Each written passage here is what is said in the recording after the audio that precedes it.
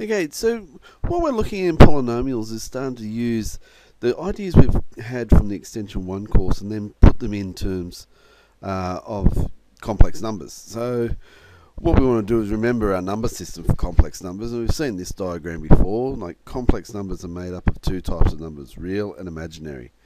And so we have our real part and imaginary part, and they come together to form complex numbers. Now we know that real numbers are made up of irrational numbers and rational numbers. So rational numbers where we can't take the square, where we can't put our answer as a fraction. Rational numbers where we can. And then rational numbers have another subset of what we call integers, which are whole numbers. So rational numbers are fractions, but integers are whole numbers. So we've got to keep in mind those concepts here, because what we can be asked to do is factorize a polynomial over different fields. Now, either a rational field, the real field, or the complex field. So remember what rational means. Rational means they can be expressed as a fraction. Can't take the square root of a number in a rational field. So if we do take the square root of a number, it's going to be a whole. The answer is going to be whole. Real would be, well, we can take the square root of a number and get an answer. Or it could be complex, where we can take the square root of a negative number and still get answers. So we use the letters Q, R, and C to represent it. So you might see this in some text where they use the double line on the notation there. Just a little bit different notation, but it means the same thing. So what are we looking at in this case? We've got a quadratic here, and we want to solve it over the rational field, the real field, and the complex field. Well, the roots are rational. Now, if the roots are rational, then they're also real and they're also complex without a problem. So that's all good. They'd be the same no matter what field we're looking at, because if it's true for the rational field, you've got all the solutions, two solutions. For the rational field, it'll be the same in the real and complex. X squared plus 1, though, there's no rational solutions. There's no real solutions. It comes down to only having the situation where we can get a complex solutions there, plus or minus I. So there's no real, no rational, no real, only complex. And then you've got a quartic here that when we factorize it, well, we're going to get x squared minus 3, x squared plus 1. Well, that's going to give us complex. That's going to give us real, but not rational answers. So there will be no rational solutions, but we could get a real solution because we can express our polynomial in that form. So we get plus or minus root 3 over the real field. So in up to extension 1, that's where we would stop. We couldn't go any further. But in extension 2, we can consider answers in the complex field, so we can express our polynomial in terms of 4 linear factors. Now, I think if we've got 4 x to the power of 4 over the complex field, we'll always get 4 rational. We'll always get 4 linear factors and be able to express it in that form. So let's have a look at some more. So we're expressing these ones either over the rational or real field or over the complex. So for x squared, x power 4 minus x squared plus 12, we factorize it, and we know x squared plus minus 4 will give us 2 rational answers. So that's as far as we can go over the rational and real field, but we can also get those answers over the complex, but also we can get x squared is equal to minus 3, which means we get plus or minus root 3i. But there's our 4 solutions, 1, 2, 3, 4 solutions in this complex number field. And we see the same thing for x squared minus 2x squared minus 3, x power 4, sorry. And so we can get our factorization there. That's going to give us no solutions over the rational field. Over the real field, the x squared minus 3 will give us plus or minus root 3. And x squared plus 1 will give us roots over the complex field of plus or minus I. So we can solve it there. So we get a little bit harder, we just got to use different techniques. Notice here x cubed minus 8i, we can convert that to sum of 2 cubes, because if we treat minus 8i as I squared, which will give us the minus 8 times I, so which would be 8i cubed. So if we looked at that, well, we can write a negative, and then we can use our factorization here, and that's where that's come from. So x plus 2i, and we've got I in there. We've got I there and I there. Well, we're not going to have any solutions over the rational or real field, seeing our coefficients are complex numbers.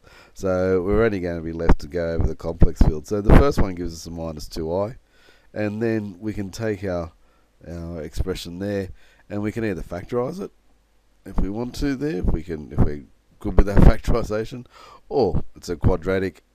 Use quadratic formula to get the roots, and that'll work as well. But that's basically what it will factorise down to. If you're able to do that, you've got to be pretty good there. So x power 6 minus 1 is equal to 0. Difference of two squares, we can write it x cubed minus 1, x cubed plus 1. So over the real, we can do our difference of two cubes here, which means that over the real field and rational field, we're going to get x minus 1 and x plus 1 give us our solutions there. But over the complex field, well, we're going to get those plus more. We're going to have the solutions of that one and that one. So we're able to, again, apply the quadratic formula, throw them in, we get two more solutions there, and then quadratic formula on that one gives us 1 plus or minus I root 3 over 2. So you're getting 4 solutions from those two quadratics, and we had our other two, which gives us 6 solutions all together in the complex field, and that should occur because we've got I to the power of 6. Also start to notice that our coefficients are real here, we're going to get complex roots that are conjugates. So our roots occur in complex conjugate pairs. They're the conjugates of each other. So that will happen all the time when they're real numbers in our coefficients. That will occur. Now this one's a little bit harder because we're told that this polynomial has a rational root. We want to factorise the irreducible factors over the real and complex field. So remember, when we're doing something like this, it's going to have x times 2x squared, and we're going to have factors that are going to be multiplying out to be 1 and 5. Now it's not going to be pretty, because that's 2 there, but we've got the 5 there. So what we're really got to look like, we're probably going to look at factors that are going to give us a half or 2/5 or something like that, because there's not going to be very nice ones there. You could try 1 and all that, but it probably won't work. So I've chosen p of a half and found that gave me 0, okay, because I had 2x plus minus 1 there, because it could, as I said, it could either occur this way or this way. And 2x plus 1 plus or minus 1, or 2x plus or minus 5, just happens if I tried the half to start off with, it works. So first guess I got a bit lucky. So I get 2x minus 1 from the half there, because that gives us a half, which means that we're going to get x squared plus 4x plus 5, because it's going to be has to be an x squared there. That would have to be a plus 5 because it's a minus 5, and then I decompose it to get the plus 4x there. So that's one root. I know then I'm going to have 2 complex roots from this one, so I get the quadratic formula involved, and I'm able to get answers there. Notice the other 2 roots are complex conjugate pairs, and writing it over real and complex fields, well, that's written over the real field. We're not going to be able to break that down any further because the other parts are complex. As you can see, when I do that with the roots, I get x minus 2 plus I, and x minus 2 minus I. So you can clean that up and have 2 minus I and 2 plus I there if you like. That's not that big a deal. But there's the real, and there's where it's done over the complex. So question 6 here, if we have a look, we want to get the values of 2, b and c such that 2i is 0, minus 2i is 0. So again, like we've done before, if minus 2i is 0, then we're able to substitute that in and it's equal to 0. So I sub it in, I get minus 2i power 3, which gives us minus 8i cubed, or 8i, 12i squared, when I multiply it by put it in, square it, multiply it by 3, gives me minus 12, because I squared is minus 12. I get minus 2IB plus C is equal to 0. And then when I collect my real and imaginary terms, that's because it's equal to 0, that could be written as 0 plus 0I. So again, like we know before, two complex numbers are equal, the real parts are equal, so C minus I was equal to 0, and so Z is equal to 12, and the imaginary parts are equal to 0, so 8 minus 2BI is equal to 0, so we're able to solve it and get 4. Now, that's one way of doing it. You could also use the idea that minus 2i is a root, 2i is also a root, which means that we get factors like that, and then we can get the sum of the roots.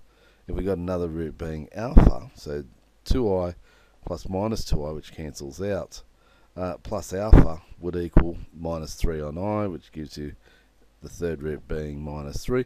And then you can play around. You've got all three roots, 2i, minus 2i, and minus 3. And you can get the sum of the roots, a product of the roots to give us the C, and the sum of the roots 2 at a time to give us B. Either way, you will be able to get those values. And then 7 here, we've got, we want to use the remainder theorem. So all the remainder and factor theorems all keep working, as you've been seeing. So we've got this situation, when we divide it by x minus 1 plus I, we want to find out what the remainder would be. So we can write it this in terms to get this value of A that we're going to substitute in, 1 minus I. So we get P of A and sub it in. So substitute 1 minus I into the expression. Now 1 minus I all cubed, well, we've written it down there, and I had to get that because I had to work out 1 minus I all squared as well. And that was just squared, and then I took the 1 minus I, the minus 2I, and multiplied by 1 minus I, again because it was cubed here, to give us minus 2 plus minus 2I minus 2. And so that's where those have come from, down from these parts here. And then collecting all our terms, we get minus 2 minus 3. So what we've seen in this video is basically working with the different types of number fields and being able to break our polynomial down in all our number fields and completely down to complex numbers, because that'll get it down to complete linear terms. But also we're starting to see the idea of how do we use the remainder theorem and product and the factor theorem to help solve a lot of the problems we're going to face in this course.